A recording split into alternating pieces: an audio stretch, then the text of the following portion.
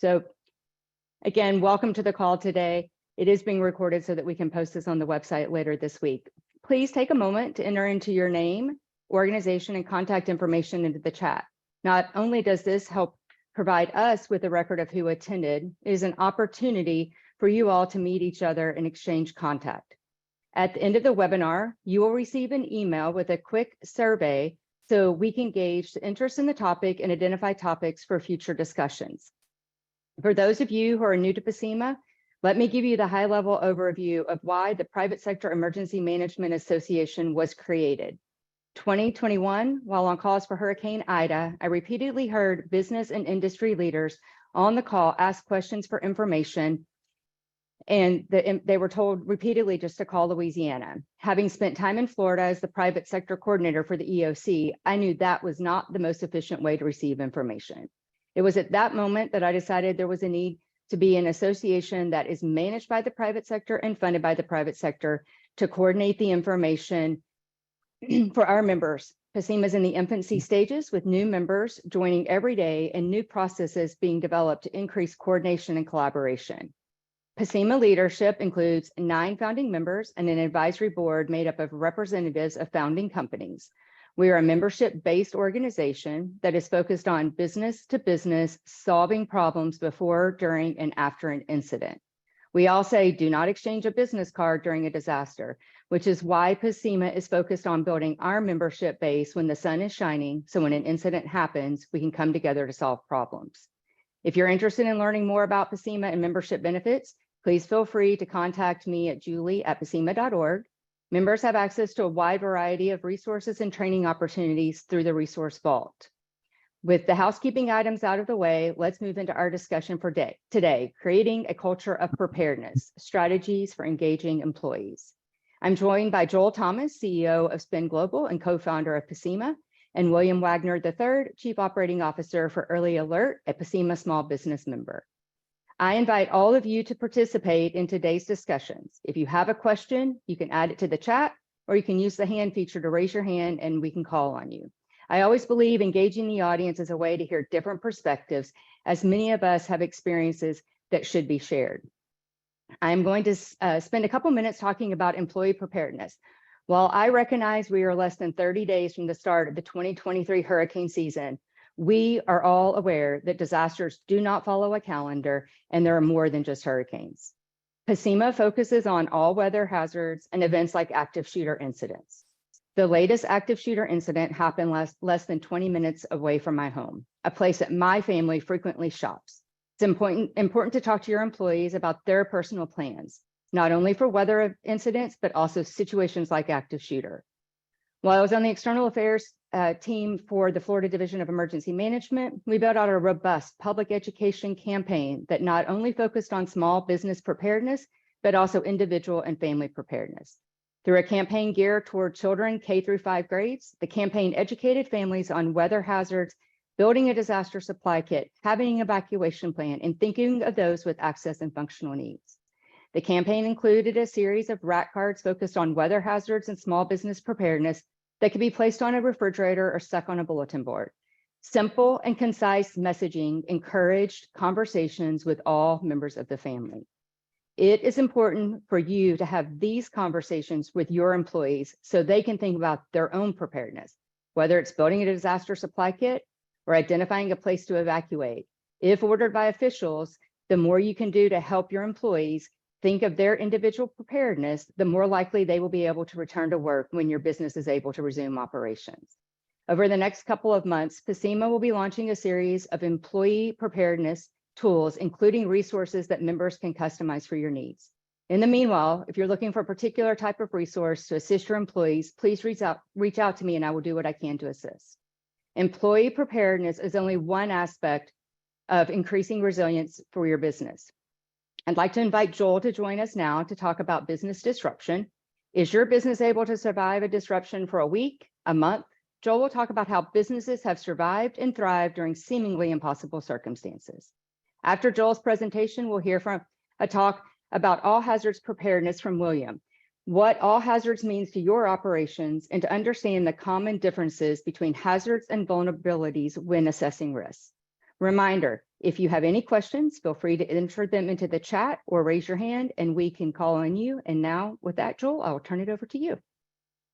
Thank you, Julie. I'm just going to navigate to share my screen here and confirm that you can see it. Do you see my screen or the screen with notes? Yes. The screen with notes or the big screen? The big screen now, we're good. All right, excellent. Let me just switch this up so I can see a little bit more of what I want to do here. All right, well, excellent. So glad to be with you all this afternoon. My name is Joel Thomas, CEO of Spig Global. We're a public benefit company based in Maryland. Our mission is to disrupt disasters from neighborhoods to nations. And wanted today to talk about resilience for businesses in the age of disruption. I'm going to start a little bit high level and get into some of those resources towards the end of my presentation. A little bit about myself. I'm one of the co-founders of PSEMA. My why, I got involved as a volunteer in disaster work. Traveled to, been in over 60 countries, doing all sorts of work, and quickly saw the ability of the private sector to meet needs in ways that only they could do. And so I've spent most of my career in the volunteer and private sector. I've actually never been a government official, but I've done consulting work with the government for over 20 years. In that capacity, I helped to shape and guide efforts to publish guidance to try to take a stab at how do we begin to think about and conceptualize how private and public organizations can work together, and helped shape guidance that was published by NEMA and by FEMA, and currently with NATO as a civil expert. I'm advising nations on how to engage the private sector before, during, and after disasters. Also in academic capacity, I teach at Tulane Disaster Resilience Leadership Academy, where we look at the economics of disaster resilience and look at how do we, what are frameworks and paradigms for how we engage the private sector. So from that point of view, I'm going to open with a few remarks and then get into some tactical stuff. When we talk about an age of disruptions, as Julie said, we're not just talking about hurricanes anymore, right? We're talking about all things. Going back, I use 9/11 as sort of the lightning rod moment, right? Private sector was the target. We're talking about a targeted attack in this case. We saw that first responders came from the private sector, not just military or government. And then an attack on the private sector had significant global economic consequences. Since then we've had, some of the most historic wildfires, hurricanes, floods in the United States ever, around the world as well, earthquakes, tsunamis, et cetera, et cetera. But I would say this, in my whole career, I talked with folks who are in the business of emergency management on the government side. And for years, they would tell me, I just don't get it. They only saw private sector as sort of a commodity, right? Something to be procured and help government missions, enabling government missions, versus how can we create conditions in nations or in states or cities to enable the private sector to do their work. But I think a global paradigm shift occurred during COVID, when I think some of those same folks that I talk with around the country and really around the world said, oh my goodness, I get it. The criticality of private sector, when we saw how would we have gotten to testing and vaccinations without business and industry. We saw not just big business, but families, children literally participating in the fight, small businesses.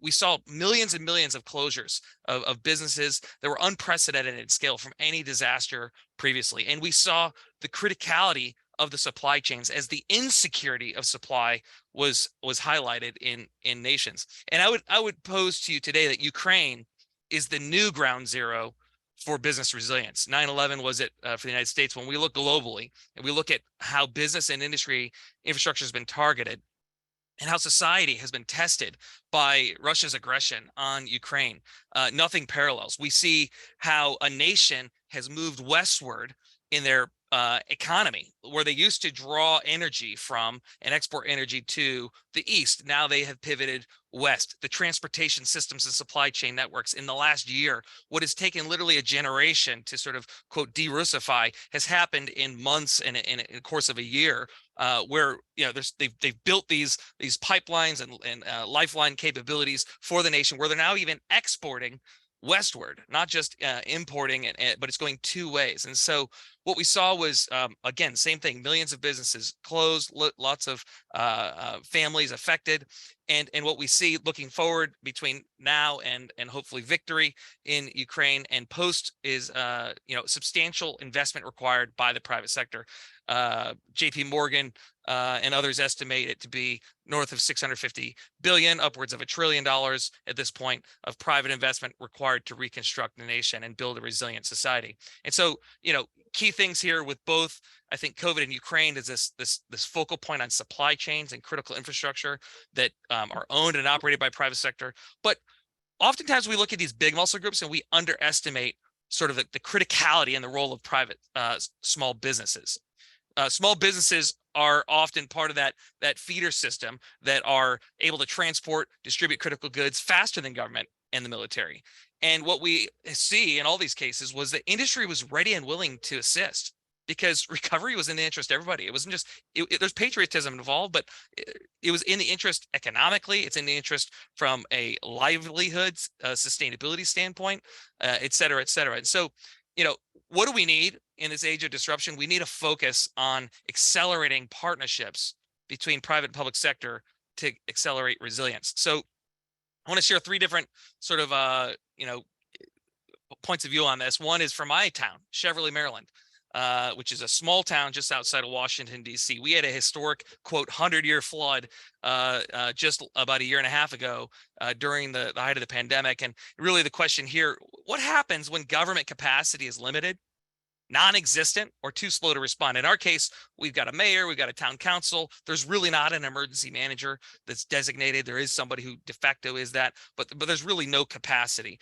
And then the ability for the request to coordinate with the county and the state, sort of took a long time. And so what we did see was we saw really highly specialized, low density assets like these search and rescue teams come in and save lives, which is awesome. And it's a great example of how I think our first responders do amazing work across the country. But a lot of what you don't see in these pictures is that it was the family members, the neighbors, the business owners that actually came to help out in the time of need. And so CERT team was deployed, local businesses deployed to help clean out homes, provide food and shelter.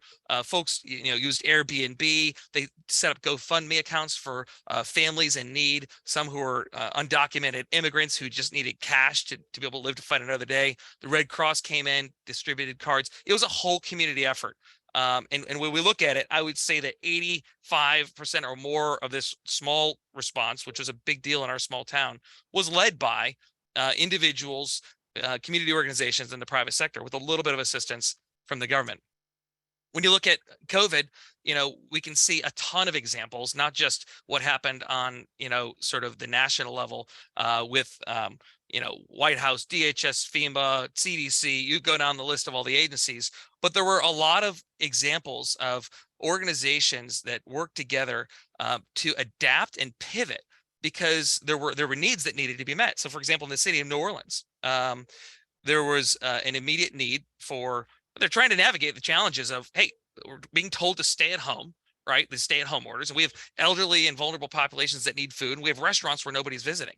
So through partnership between private and public sector, they were able to identify people who were vulnerable and in need, and work with the restaurant industries to create meals, deliver meals, get them to and from homes via, ride share pickups and drop off systems, et cetera. And this became a norm, not just in New Orleans, but across the country where, private and public sector came together, and the public sector actually reimbursed some of those costs in the case of New Orleans, up to 30,000 meals a day for several months during the critical period. Another example, when we saw, critical supply shortages in the early days of COVID, we saw, families coming together, creating homemade masks and distributing them. We saw, obviously, we're on Zoom right here. We saw tech companies like Zoom scale up and offer free services to support continuity of business around the world. We saw car manufacturers like General Motors and Ford pivot their production assembly lines to produce ventilators and other things that were needed. We saw nonprofits like Meals on Wheels deliver frontline food delivery to support vulnerable seniors. And actually, 9 of 10 of their major national programs reported an increase in demand for meals, not just during the COVID period, but since then. And then we had other creative examples where we had people who were vulnerable and at risk, and they weren't being supported by CARES Act. There wasn't cash infusion. And so state governments such as California and Washington State formed partnerships with philanthropic organizations to deliver, to create disaster relief funds and fund immigration resilience funds to provide financial assistance to unemployed undocumented workers and to support people in communities like that. And then an even more sort of informal partnership example, I would say, is when criminal gangs in El Salvador came together because there was a shared interest in sort of continuity of business, and they actually delayed extortion payments from local business and even distributed assistance. So on every level, from formal, the most high level, down to the most informal, unexpected, anticipated ways, what happens when capacity is limited and we need stuff to happen? People act, and it's amazing to see what happens around the world and what happened during COVID. In Ukraine, I want to share a couple of testimonies. I can't tell you who they're from. I've been doing a lot of work in Ukraine over the last couple of years, and there's a few lessons from business owners, and I'll just read a couple of testimonials here that I think get us start to focus on sort of the point of this presentation. There's one business owner located in Kyiv, the capital of Ukraine. He said, "Of course, our leadership team had a business continuity plan, but we never believed that we would actually need to activate it. In the immediate aftermath of the invasion, our first challenge was to ensure the physical safety of our employees. We managed to relocate many of them to Lviv, where the war was still painful, but business could continue to operate. Priority number 2 was that we made sure that we keep paying our people."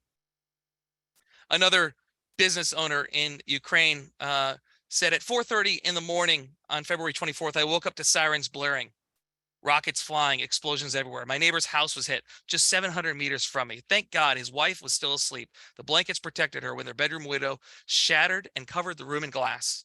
We all hid in the basement. When we could escape, we went to stay with relatives in the western Ukraine. 6 families stayed in the basement there, and food was running out. There were queues, shifts for everything. I mean, you can't live like that. Eventually, my family was able to get to Poland, and I went to my hometown near Odessa. But in those first few months, there was no work. There were no clients. If someone called, it was to talk about who was alive and who was not, who was in occupied areas, who had relatives in trouble, and who was in the basement, and in what condition. And then in May, business started happening again, 3 months after the invasion. The Russians left Bucha and Irpin, and I returned to Kyiv, though not without incident. Bridges were blown up, etc. And I'm going to skip over this part. But now things are mostly back to normal for my company. We're a small group, like a guerrilla team. We all disbanded, but we've returned. And if I've learned anything, it's to always be prepared. Now I know what to do if there's an invasion, and I've set up everything I can for my business and my family in case I'm not here tomorrow. My list of contingency plans got longer, and I understand how to better react to these risks. We all do. And well, if a zombie apocalypse comes, then I think we'd be a lot more ready for it than before. So still able to have a little bit of humor in the midst of some really dire circumstances. Why do I read these stories? I think there's a couple lessons in leadership as I interact with business owners in Ukraine and the private sector as they're looking at establishing national level framework for engaging business and industry during both to mobilize for response, continued mobilization for response, as well as reconstruction of the nation. For every business owner, there comes a tipping point where you have to decide whether you're going to act. And I think the call here today, and at least in my talk here, is act now. Resilience is the first line of defense, whether it's a hurricane, whether it's a flood, an act of terror, a war, a pandemic. Resilience is the first line of defense, investing in that. Focusing on people, your safety and well-being, there's no more valuable resource in your business. And you hear it from people who are on the front lines who dealt with this. They were concerned about their people and then their money, in that order. There's some other things they talked about, being willing to shift decision processes. There were lessons learned about having to accelerate and shift supply chain efforts, and from a continuity standpoint, looking at alternative secondary, tertiary sources of supply. Other lessons I observed in talking with a number of business owners was needing to step up cyber and technology protection. Of course, in the case in Russia, it's a big deal where cyber is a major front, and hybrid warfare is another major front. Another areas to reduce your financial risk. We'll talk about that in a few minutes. Execute new ways to conduct business, having a plan B. Meet employee needs to manage war-life balance. That was a phrase I heard that never thought I'd hear before. War-life balance. And then relocation must be part of your plan. How many business continuity plans do we think are just, it's about me existing right here? Well, in the worst imaginable situation, how would you relocate? And I think a lot of us experienced that in the US during COVID, where we had at least partial relocations or people working in hybrid environments. So a couple of stats for you. Did you know that there's 32 million businesses that are small in America, and that 99% are 99% of businesses in America are small, employing almost half the workforce. They create 65%, 64% of the jobs, and 28% support what are called community lifelines, things like power, water, transportation, things like that are essential to life as we know it in the 21st century in America. On a global level, there's 400 million documented businesses, and 90% are small. So the numbers are approximately similar. 90% or more small, and small businesses account for 50% of the workforce. So when we think about, businesses and resilience, I think we have to understand that the center of gravity here is understanding the criticality of the small business to all ecosystems and supply chains. They're the engine of economies. There are cases, obviously, big money comes in, you create a big business from scratch. But when you look back historically, all things start small. Small innovations, acquisitions, growth, and then big ideas. They're the backbone of communities. Most small businesses are 5 people or less. Small business by definition here, 20 people or less. Globally under 100 as well. Small businesses provide essential services. They provide the food that we need, the water, that's delivered in homes. Lots of essential services are necessary to life.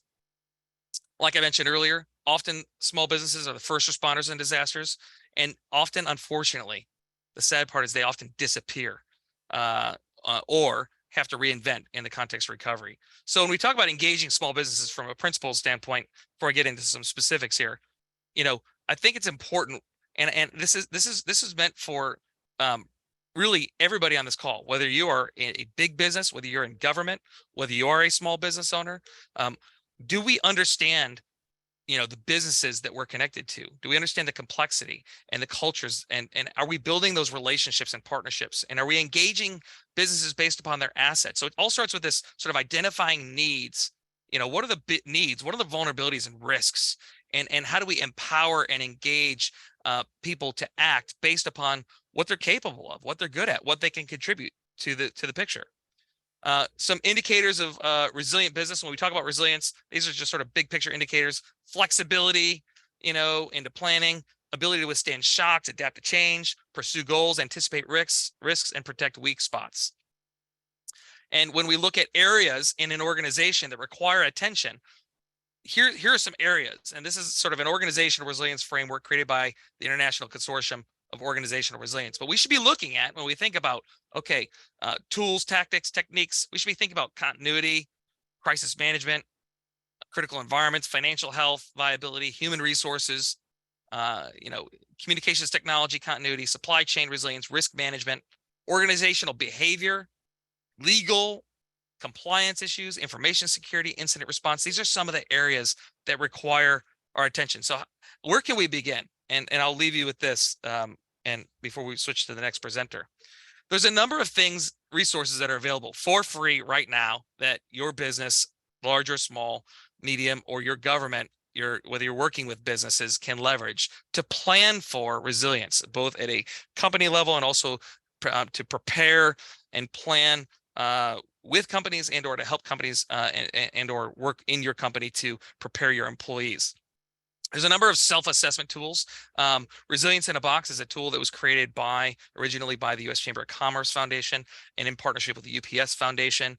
And Spin Global created an online free self-assessment tool where you can identify in 23 questions sort of where you're at and identify tools and resources and action steps that you can take moving forward. Another resource, Planet Ready. It's an online, freely available public benefit platform with on-demand training, exercises, courses, games, templates for planning, etc. Critical asset management tool. This is a tool that is available to. It comes from the sort of the climate resilience perspective, looking at how do you better manage assets. Business Resilience Toolkit. There's a network called Arise under the United Nations framework, and one of the chapters has created a whole toolkit with business resilience materials.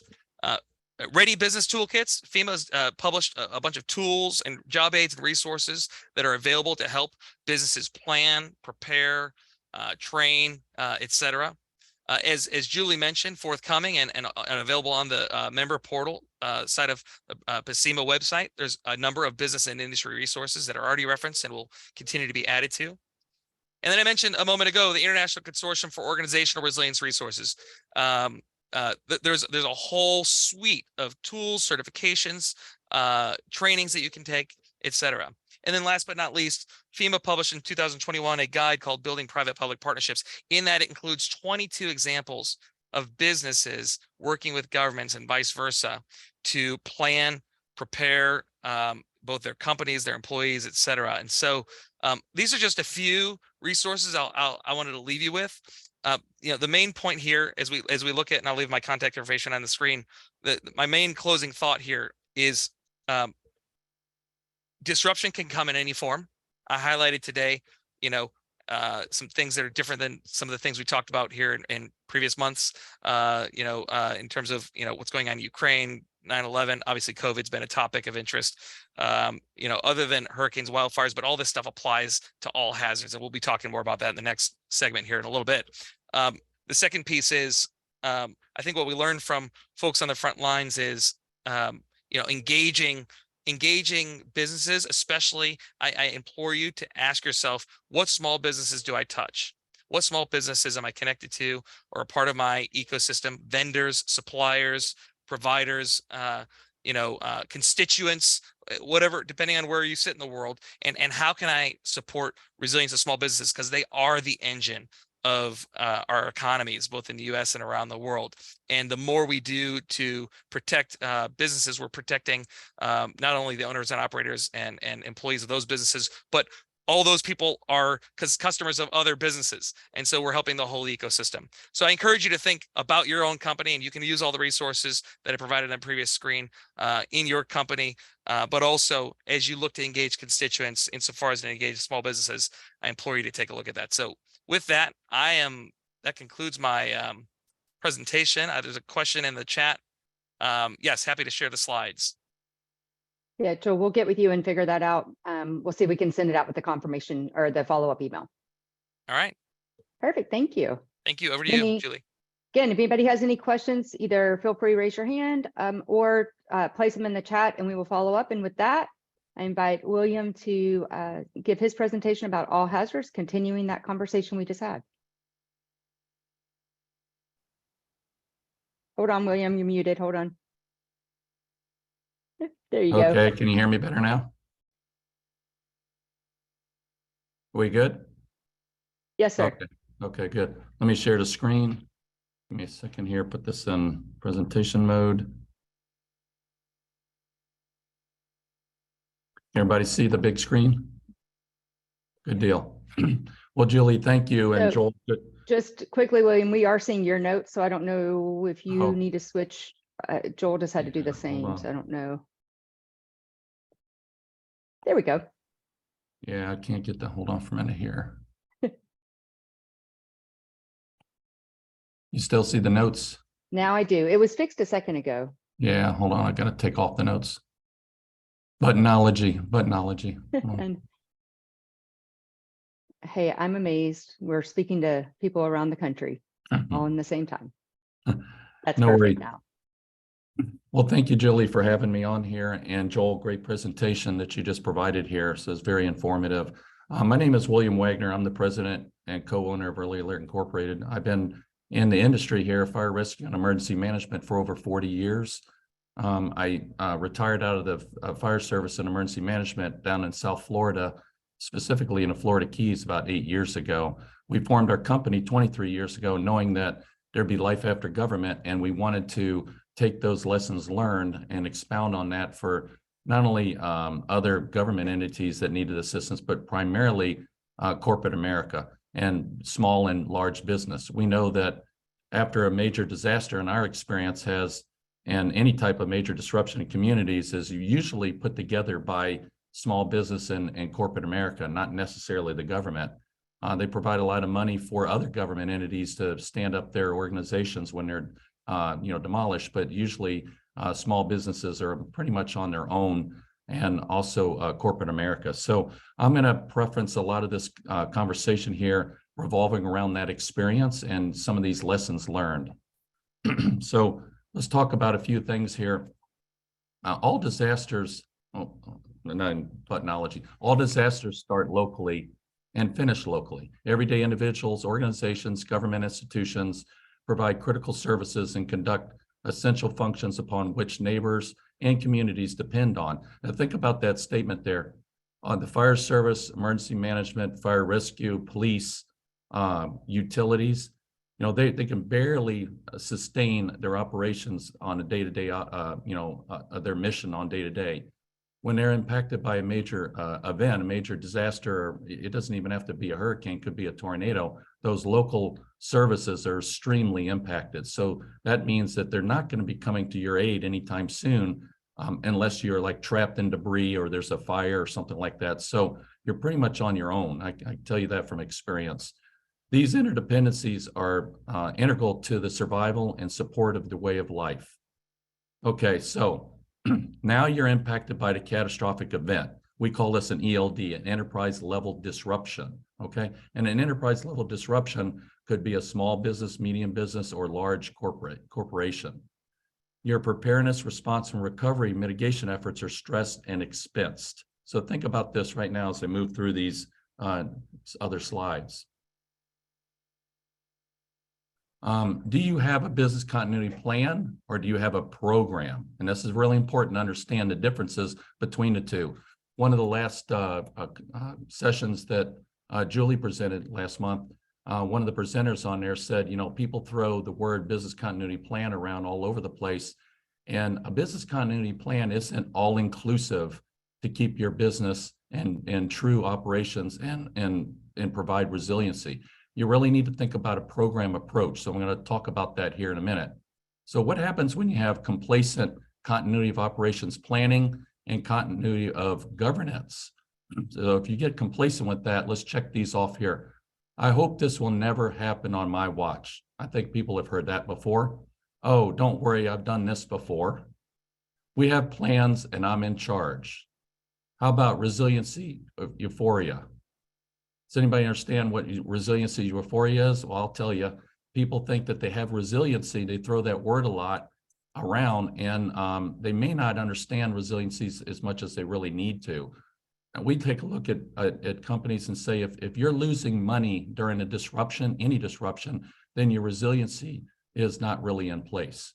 So possible outcomes for not having good resiliency and continuity of operations, leadership or officials may be unable to carry out the policies or regulatory authority.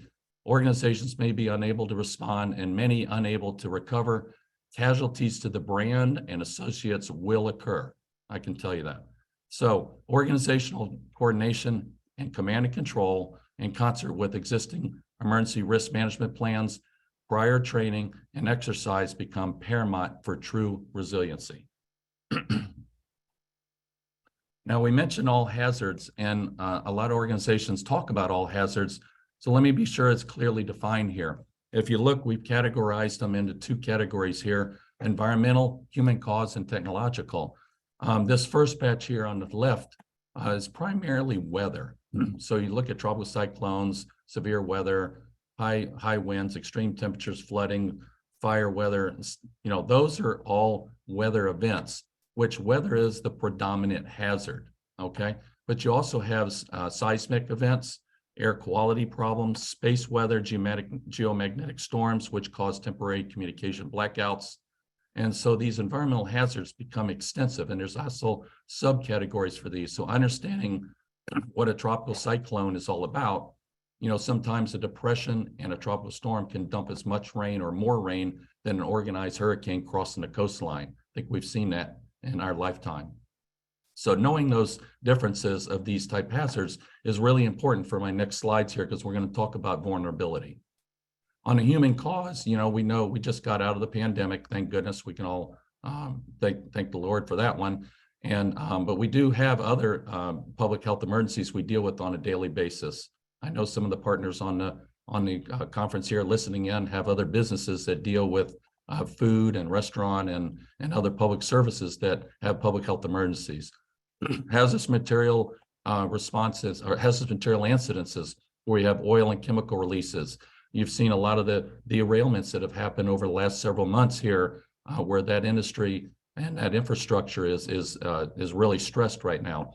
Critical infrastructure disruptions, utility failures, power, water, potable gas, major transportation, large explosions, civil unrest, active shooters, undefined law enforcement activity. This becomes really underscored now. There's a lot of that going on. Terrorist events, thank goodness we don't have a lot of those here in the States. A little bit of domestic concern, but international is not too much right now. Let's hope that doesn't change. Major cybersecurity breach to critical infrastructure, and of course, geopolitical risks, including acts of war and resulting in political instability, of which Joel covered really well. So those are the hazards that I'm sure there's other, like having a meteor hit your building here. I don't know if that's very viable, but these are the top hazards to think about. But as you're looking at these hazards, the hazard isn't really the problem. It's the vulnerability. And I'm going to go into vulnerability right now. So would you think we have a hurricane problem in the United States? This is since 1851, where we've had all recorded hurricanes colliding into the United States or moving just offshore. So if you lived along the coastline from Brownsville all the way around the Florida Panhandle, up the Mid-Atlantic and into the Northeast, you would say that there's a chance that you're going to be infected or impacted or affected by a tropical cyclone several times in your lifetime if you live along that coastline. So that equates to vulnerability. If you look back 25, 50, and even 100 years at the buildings and the cities and the construction and all of the roads and the infrastructure that has been built along the coastline, we've had hurricanes impacting the coastline since the dawn of time, and nobody cared until the last 100 years because that vulnerability has increased along the coastline, where these hurricanes and tropical cyclones are plowing into that vulnerability, plowing into major cities, plowing into large business sectors, impacting critical infrastructure. If you live on the west coast of the United States, you've got to worry about wildfires, you have to worry about earthquakes. Who thought about building homes and businesses and stuff in the middle of forests, right? And then all of a sudden you have a wildfire. Again, vulnerability. Who thought about building businesses and homes on top of earthquake fault lines? Again, vulnerability, okay? Who thought about building homes in front of Tornado Alley? Again, vulnerability. So let's talk about vulnerability. So the hazard itself, if you look at this flow here, this model, hazards, excuse me for my voice, guys, I'm kind of fighting a little cold here, so my apology. Hazards validate the vulnerability, period. So what is the extent of that hazard and the intensity of that hazard, which equates to the risk, chance, and probability. And then if you move down to the vulnerability part, vulnerability is the greatest determinant of a disaster than the hazards themselves. Again, vulnerability, if you're a business, whether you're small or large, you have to worry about that vulnerability of your critical facilities, your associates, your service delivery, your market, and is more important, your brand. As Joel mentioned, there's a lot of different size companies out there, and they have different size vulnerabilities and different challenges. And in the United States now, most small and medium-sized businesses impacted by disaster, 50% of them never recover after a year. And so think about that statistic. If you don't have these vulnerabilities considered and you address these, the consequences are continuity and resiliency lost. And I'm going to go into that right now. So core steps for coping with disasters or major disruptions.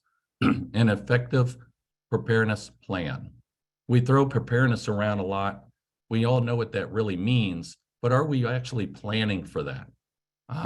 Early and timely warnings and advanced with early and timely warnings and advanced with robust notifications. That's extremely important, because if we don't have those notifications with that advice in it, then we can't operationalize the information, and that information isn't relevant.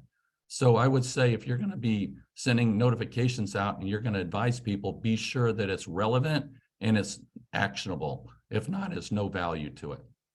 A sound response plan. Remember, you got to prepare for things and now you got to respond to them. Think about the disaster cycle here. There's a part where you're impacted and you want to be prepared for it. Now you're impacted, you're going to respond to it. So you need a response plan. You need to have you need to have an effective preparedness plan. Well, if I doubled up on that one, you need to have sound command and control with critical decision-making support. Command and control. I'm not talking about somebody coming in and being the almighty, king of things, but if you don't have good, sound leadership in place that understands when you're in charge of things, you're fully responsible for it, and you're going to make those decisions, that leadership really needs the critical information to make those decisions. So sound command and control with critical decision support. The use of standard operating procedures and checklists. Has anybody ever gotten on an airliner in recent time without the pilot and co-pilot going down a checklist to see whether or not everything is working properly, everything is turned on, things are turned off, there's fuel in the plane? You can actually there's a checklist that says the plane has fuel in it, and so we'll never get on a plane without a pilot and a co-pilot doing that checklist. Why are we putting structures and buildings and businesses in front of hazards with all the vulnerabilities without understanding to have standard operating procedures and checklists to deal with that situation? We want to test our capabilities and our capacities through exercises. We also want to identify those gaps and update those and revise them. I had the fortunate or unfortunate experience here, I think more fortunate than all, on lessons learned. Our company was contracted with the town of Fort Myers Beach in Florida when it got impacted by Hurricane Ian. And we had been advising that client there to make sure to have their plans and procedures in place and to exercise them and do after action reports and have those all ready to go. Well, most jurisdictions, most businesses won't get a major impact, but once or twice in their lifetime of a Category 3 or higher earthquake. However, when that occurs, it's called a high-risk, low-frequency event. And that event there in the town of Fort Myers crushed that local community, amongst other communities there in that region. But the town of Fort Myers that I'm going to be speaking about was inches away from being insolvent. 90% of their single-family homes were destroyed. 80% or more of the businesses were destroyed. No infrastructure whatsoever, no roads, no power, no water, no sewer, no communications. And then the staff, they lost their homes too. And all the support businesses that come in there and support the community, they lost their houses too. So try to stand up a community with and maintain continuity of government in the face of almost pure, catastrophic event where you're going to absolutely be insolvent. That's the same thing can occur to any business in the United States. And so we want you to be careful with when you talk about plans and procedures that we truly understand what those mean. So let's look at that then. So we talk about continuity programs, okay? If you look at your business continuity program in your charter, you should take a look at your risks and performance objectives, your crisis management planning and those convening documents that are associated with that. Implementation of those plans and procedures. You can't have a plan sitting on a shelf if you don't know and understand how to implement that plan. You need to train, educate, and exercise and test those plans. If you don't, people aren't going to know, associates aren't going to know what their job is when there's an all hands on deck disaster response that company's going to have to do and have to stand up and keep the company moving. So if you don't train and you don't exercise, you don't educate and test, that's not going to happen when the real thing occurs. And then the program maintenance and improvement. So when you do the training and exercises, you're going to have a lot of lessons learned. You're going to find a lot of gaps, and you're going to end up incorporating those lessons learned and gaps into your plans and procedures to better understand what you do during the disaster. So the key here in closing, disaster incident management key components here, consider adopting one of these standards here. And this is a national standard called NFPA 1600, Standards on Continuity, Emergency, and Crisis Management. You can get this online. It's very, very simplistic about what to do here to get your plans and procedures and your program approach in place. And I want to stress a program, not just a plan, but a whole business continuity program. It talks about preparedness, relationships and stakeholders coordination, planning and training and exercise, pre-event contracts and agreements for identifying resources, response. It talks about all hazard situational awareness. Again, we talk about all hazards. What does that mean? What's the intensity and extent of that? Establishing objectives for incident action planning. You need to have objectives when you're doing things, when you're responding to a major disaster. If not, you're going to have a lot of freelancing going on. So setting those objectives become extremely important. And then comprehensive resource management. You can't do anything without resources. Now, are those resources internally or are they externally? And then recovery. Identify the mission critical disruptions and problems and prioritize those. Identify available resources, internal and external, as I mentioned above, and set attainable timeframes for corrective actions. If these things aren't met in your robust business continuity program as you're rolling out and trying to address these disruptions, whether it's a minor disruption or major disruption, you're going to struggle and you're going to lose money and you're not going to have true resiliency. So that's my conclusion here. I hope that was some value to everybody. My contact number's on the bottom there. And I open up for questions. And Julie, thank you for the opportunity. Thank you, William, for being here. And thanks, Joel, for your presentation. So we've got about 10 more minutes. I'd like to open up asking if anyone has any questions. I haven't seen any specific questions in the chat. I know there's been a couple comments, so we'll just open it up. Feel free, can unmute, jump on, ask the question, and then we can, we'll go from there. Any thoughts, questions, any other topics that you guys would like to see us cover? Oh, Rick, you are muted right now. There we go. Yes, good afternoon, everybody. My one comment is thank you very much for what you've gone through here today. It's very, very appropriate. The one thing that I do want to emphasize to everybody is the criticality of engagement of everybody in the business. We have evaluated post Hurricane Hugo and the other storms. We've always done a post-event evaluation. And while we're running as a company, we're running ships, we're running planes, we're running trains, we're running containers, we're running ports. Believe it or not, the most important asset we have is not our employees. I want to re-stress this. It's not our employee. The most important resource that we've had in every single event, which we have in our business every year, several of these major impacts, has been the family of the employee. And unless you have the family of the employee well covered and well understood, understanding that you will take care of them, the chances are if the employee's home is destroyed, you will not have the employee, and therefore your recovery will be compromised. And that for us was our first big learning experience post-Hurricane Hugo, was the criticality of the family of the employee. So everything that's been said is right on the money.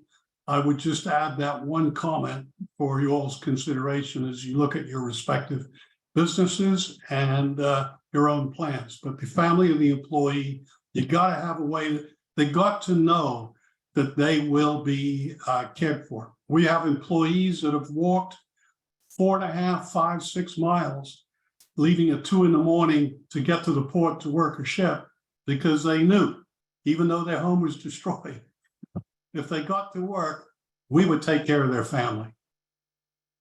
Rick, that's a really good point. That was one of the things during Hurricane Ian. So JetBlue had employees in Fort Myers Beach, and when Penny was on one of our coordination calls, she said, look, we have an employee whose dad's oxygen is running out. Employee is concerned.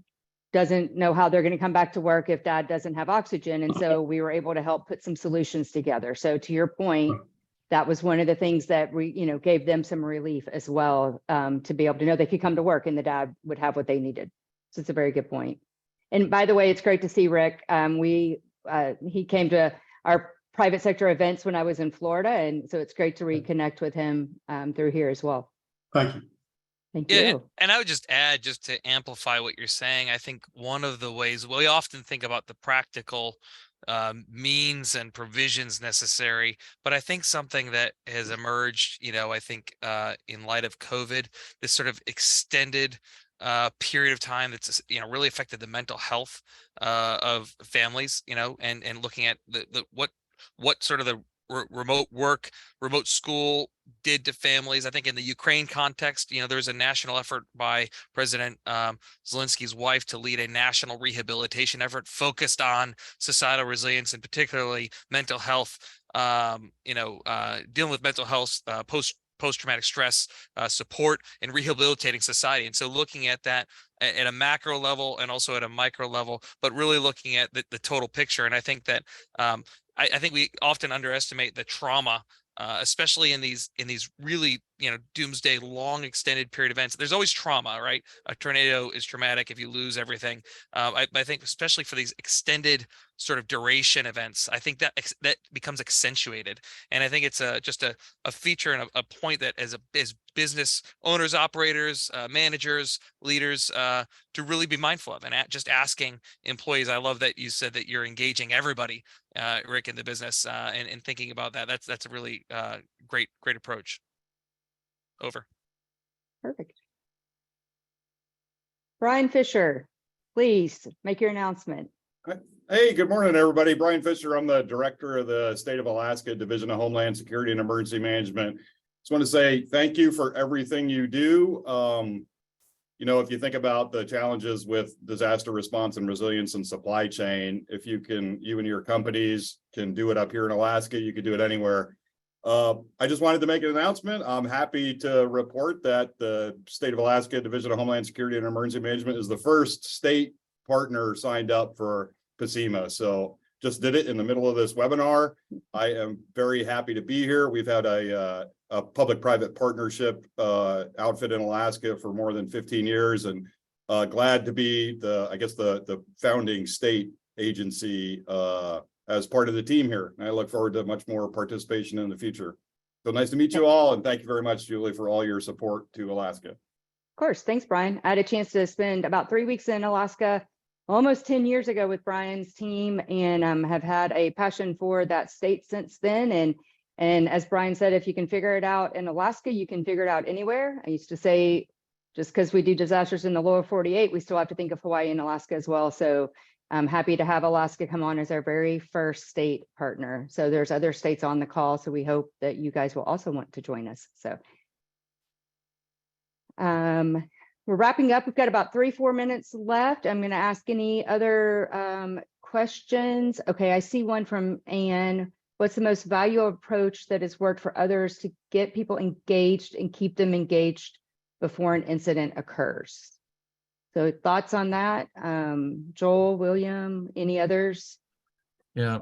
Can you hear me okay? Joel, is William. You can. Okay. Yeah, that's a great question. And I would say that, it starts with leadership to buy in that we're going to have a robust emergency management or business continuity program in the company. What I mean by robust is get everybody involved, get the stakeholders participation in it, and actually have, when those plans and procedures are done, actually have an exercise, a tabletop exercise. And I'm not saying a ginormous full functional exercise, but a tabletop exercise to walk everybody through their responsibilities, what they're to do, how to do it.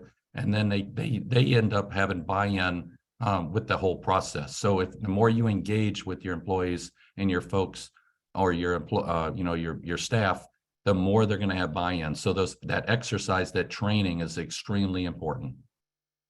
Yeah, and I would just add, when I think about that question, I think the key phrase that comes to me is mutual benefit. there has to be mutual benefit for people to be engaged. It's based upon mutual need, shared risk, and vulnerability. But oftentimes people approach these partnerships as, what can I get from you? All right. And so really thinking, if you want people to stay engaged, think about how can I serve you, and how do you serve me, and what does that relationship look like? That's really the key ingredient.